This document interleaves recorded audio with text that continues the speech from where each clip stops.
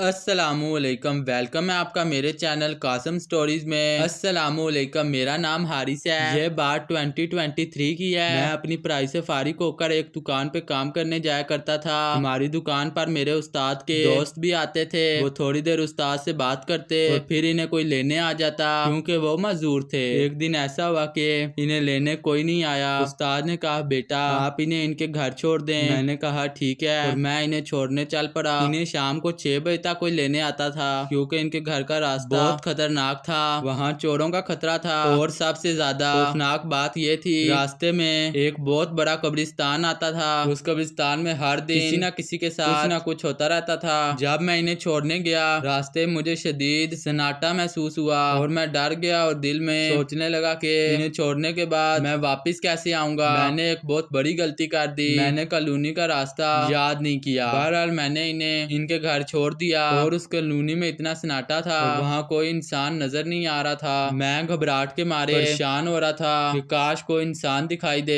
उसी दौरान कॉलोनी में लाइट भी चली गई और एक बात के उस कॉलोनी में ज्यादा लोग रहते भी नहीं थे क्योंकि वो जगह ठीक नहीं समझी जाती थी। खैर कुछ देर बाद मुझे एक बाइक वाला नजर आया। मैंने उसके पीछे बाइक लगा दी और आवाज देकर पूछा, अंकल कॉलोनी के बाहर निकलने का रास्ता कहाँ है। उन्होंने पहले मुझे देखा और पूछा कि तुम इस वक्त कॉलोनी में क्या कर रहे हो, क्या तुम्हें पता नहीं है कि ये जगह ठीक नहीं है। जब इन्होंने मुझे रास्ता समझा दिया मैं कॉलोनी से बाहर निकल आया, लेकिन एक गलती ने मुझे मौत के मुंह में डाल दिया था। मैंने कॉलोनी से निकलते वक्त एक गलत मोड़ ले लिया क्योंकि वहाँ शदीद अंधेरा था। मैं 7 से 8 मिनट तक तेज रफ्तार से बाइक चलाता रहा, लेकिन सामने कुछ भी नहीं था। सामने सिर्फ कब्रिस्तान ही कब्रिस्तान था। मैं कब्रिस्तान के दूसरे कोने पर पहुंच गया जहाँ मैंने देखा कि झाड़ियां ही झाड़ियां और एक तरफ कुछ तरमराती सामान रखा हुआ था और मैं बहुत परेशान हुआ और इतने में उन झाड़ियों से कोई निकला और मुझे आवाज दी, इधर आओ बेटा। मैं उस शख्स से थोड़ा दूर था। मैंने डरते हुए पूछा कि अंकल मुझे स्टेशन की तरफ जाना है, रास्ता कहाँ है। उन्होंने कहा कि राइट टर्न लो और सीधा चले जाओ। मैं फौरन उस तरफ बाइक तेज रफ्तार से चलाने लगा, लेकिन मुझे क्या मालूम था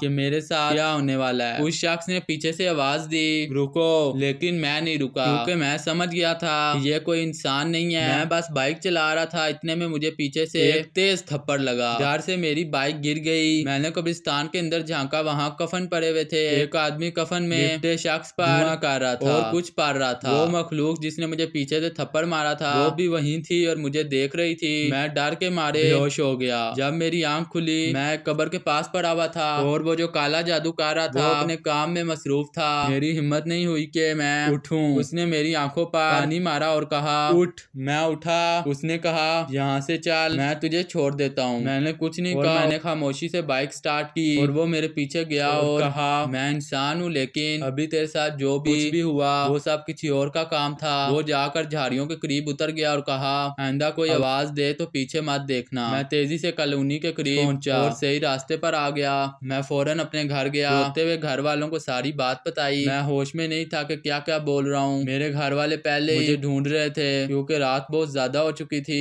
और मेरे पास मोबाइल भी नहीं था। मेरे घर वाले मुझे हॉस्पिटल ले गए। डॉक्टर ने कहा कि दिमाग में कोई चोट नहीं है, दिल की धड़कन बहुत तेज है। शुक्र है आप वक्त पर ले आए, वरना जान जाने का खतरा भी था। जब मैं हॉस्पिटल से घर आया रिश्तेदार और लोग मिलने आए। मेरे घर वालों ने सबको मना कर दिया उस वाकये के बारे में कोई बात ना करे। जब मैं मुकम्मल ठीक हो गया मैंने अपने घर वालों को एक लफ्ज़ बता दिया और उस्ताद ने भी घर वालों से माजरत की।